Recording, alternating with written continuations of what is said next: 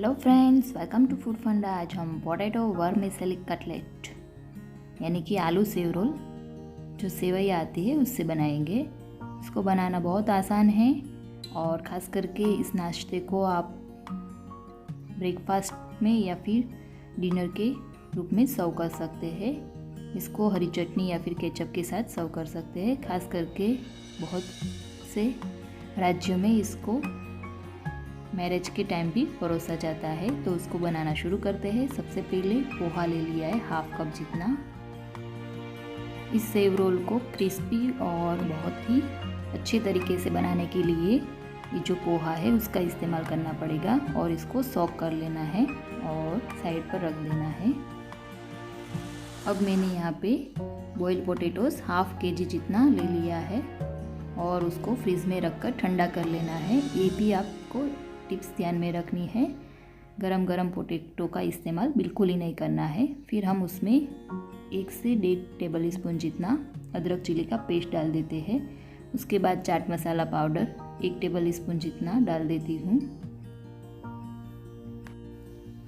आगे गरम मसाला powder 1 teaspoon जितना डाला।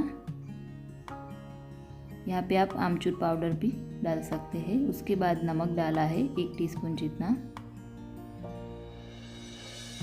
और उसके बाद शुगर यानी कि चीनी डालेंगे 1 टेबल स्पून जितना।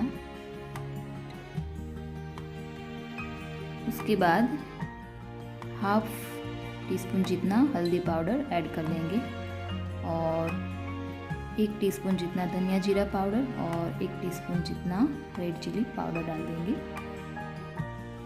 इतने मसाले तो हमारे घर पर आराम से मिल जाते हैं, इसलिए इसको बनाना बहुत आसान भी है और बहुत ही कम समय में और कम इंग्रेडिएंट्स में तैयार हो जाएगा। उसमें लेमन जूस ऐड किया 1 टेबल स्पून जितना। आप इसकी जगह आमचूर पाउडर भी डाल सकते हैं। अब हमारा जो सीक्रेट इंग्रेडिएंट्स यानी कि पोहा है उसको आप इसमें ऐड कर दें।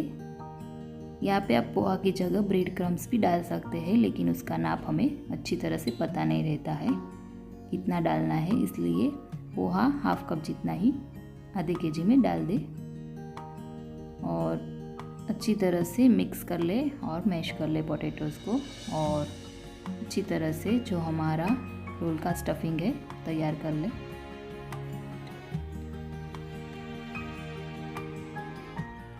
यहाँ पे जो हमारा मसाला है वो ड्राई होना चाहिए, ज़्यादा पानी वाला नहीं होना चाहिए, इसलिए इसमें पोहा डाले हमने। अब आगे हम हाफ कप जितना मैदा ले लेते हैं। जो ऑल पर्पस फ्लोर आता है वो हमें लेना है। इस तरह का एकदम फाइन पाउडर सा मैदा हाफ कप जितना ले लिया।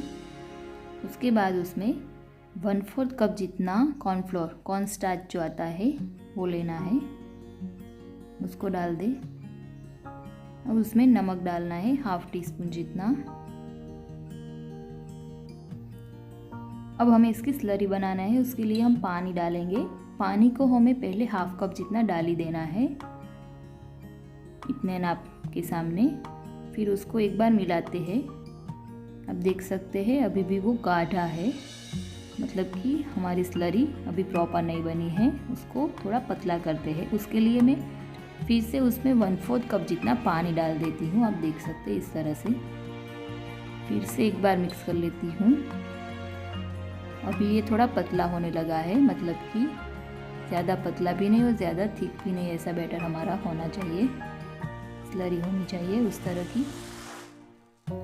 अब मैं उसका एक टेस्ट दिखा रही हूँ कि आपको कितनी थिक स्लरी बनानी है। उसके लिए आप स्पून को पीछे से देख ले, बैटर उसके ऊपर चिपक गया है अच्छी तरह से, मतलब कि उतनी थिक स्लरी हमें तैयार कर लेनी है। तो स्लरी तैयार है। अब आगे हम क्या करते हैं कि सेवैया का पैकेट ले लेते हैं। यहाँ पे सेवैया जो रोस्ट आती है वो मैंने ले ली है। यदि आपके पास कच्ची आए तो उसको पहले रोस्ट कर ले। फिर हम उसको इस तरह से, आप उसको पैकेट में भी क्रश कर सकते हैं, लेकिन मैं यहाँ पे उसको बाहर निकाल के हाथ से इस तरह से चूरा कर लेती हूँ। यहाँ पे हमें सेव को इसमें डालना है, जिससे हमारा जो रोल कटलेट है वो बहुत ही क्रिस्पी और अच्छा टेस्टी बनता है। यहाँ पे 2 कप जितना वर्मिसेली मैंने ले लिया है उसका चूरा करके अब हम रोल बनाते हैं। उसके लिए थोड़ा पोर्शन इसमें से ले लिया स्टफिंग में से और इस तरह से मीडियम साइज़ का इस तरह से लंबगोल रोल बना देना है। इस तरह से लंबा और गोल इस तरह से रोल बना दे। आप देख सकते हैं आपके हाथ में थोड़ा जो स्टफिंग चिपक रहा हो तो आप हाथ में ऑयल भी लगा सकते हैं। आप देख सकते हैं दोनों हाथ में हथेलियों के बीच में उसको इस तरह से राउंड घुमाए और ऊपर और नीचे की साइड से उसको अच्छी तरह से शेप दे दे। इस तरह से हमें सारे स्टफिंग में से रोल तैयार कर लेने हैं। कम से कम इसमें से 20 से 25 रोल मीडियम साइज़ के तैयार हो गए। इतने स्टफिंग में से आधे केजी आलू में से। अब एक ऑयल को ग्रीस कर लेती हूँ ऑयल से। फिर हम स्टफिंग का जो रोल बना है उसको स्लैरी में डालेंगे। आप देख सकते हैं अच्छी तरह से वो चिपक रहा है, मतलब कि हमारा परफेक्ट स्लैरी बना है। अब उसको हम इस तरह से सेवैया में डाल के उसके ऊपर सेवैया यानी कि जो हमारी वर्मिसेली है उसको चिपका दे अच्छी तरह से। फिर हमने जो ग्रीस की है उस प्लेट में रख देना है।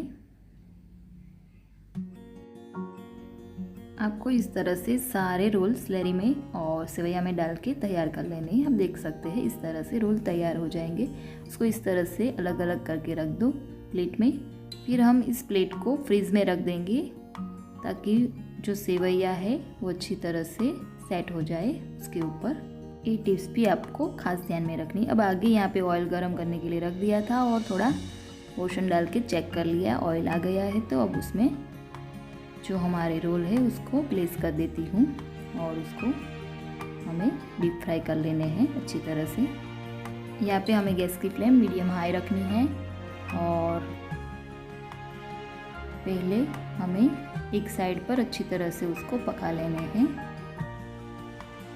फिर चम्मच से उसको इस तरह से ऊपर नीचे कर देंगे ताकि सभी साइड से अच्छी तरह से कुक हो जाए। इस रोल को हमें गोल्डन ब्राउनिश होने तक फ्राई कर लेने हैं। यहाँ पे हम पहले राउंड में उसको फ्राई कर ले हैं, मतलब थोड़ी देर भी लगेगी और उसको अच्छी तरह से फ्राई भी होने देना पड़ेगा। बाकी दूसरे राउंड में हमें उसको फ्राई करने में ज़्यादा देर नहीं लगेगी। इस तरह से थोड़ी थोड़ी देर के बाद आराम से उसको पलटे और दोनों साइड से फ्राई कर ले। अब देख सकते हैं एक भी सेव रोल खुला नहीं है, मतलब कि वो अच्छी तरह से प्रॉपर परफेक्ट बना है। इस तरह के सेव रोल ही हमें तैयार करने हैं। तो अब उसको हम सर्व कर लेते हैं।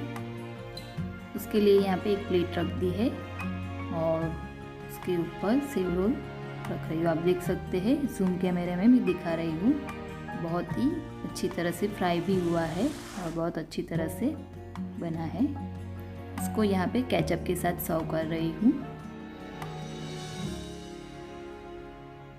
इसको आप हरी चटनी, पुदीने की चटनी के साथ या फिर इमली के चटनी के साथ भी खा सकते हैं।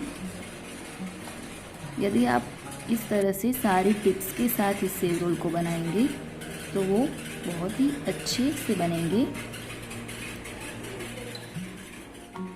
आप देख सकते हैं सेव रोल आगे पीछे सभी साइड से परफेक्ट तरीके से बना है और ऑयल में बिल्कुल ही ओपन नहीं हुआ है। उसी तरह से ही बनाना है, वरना वो ऑयल में जाके खुल जाएंगे तो उसका फ्लेवर टेस्ट नहीं आएगा और ऑयल भी बिगड़ जाएगा। तो तैयार है हमारे प्यारे प्यारे बहुत ही बढ़िया सेव रोल और इसको बनाना भी बहुत आसान है और सारी टिप्स यहाँ पे मैंने दिखाई दी है और बता दी है। तो इस सारी टिप्स से आप बनाएंगे तो ये बहुत ही बेहतरीन और बहुत ही यम्मी और टेस्टी बनेंगे। यहाँ पे हमारी जो कटलेट बनी है उसके एक पीस के बीच में से पीसीस करके आपको दिखा रही हूँ। आप देख सकते हैं, इसको काट लेती हूँ और दिखा रही हूँ। ये बहुत ही बेहतरीन तरीके से तैयार हुए हैं और बहुत ही टेस्टी और स्वादिष्ट बने हैं। देख सकते हैं। इस पोटैटो वर्मिसेली कटलेट को आप घर पर ज़रूर से बनाएं और यदि आपको मेरी ये रेसिपी पसंद आए तो इसको लाइक और शेयर करना ना भूलें। आप देख सकते हैं केचप में डिप करके दिखाया। और अभी तक आपने मेरी चैनल को सब्सक्राइब नहीं किया है तो उसको सब्सक्राइब भी कर ले।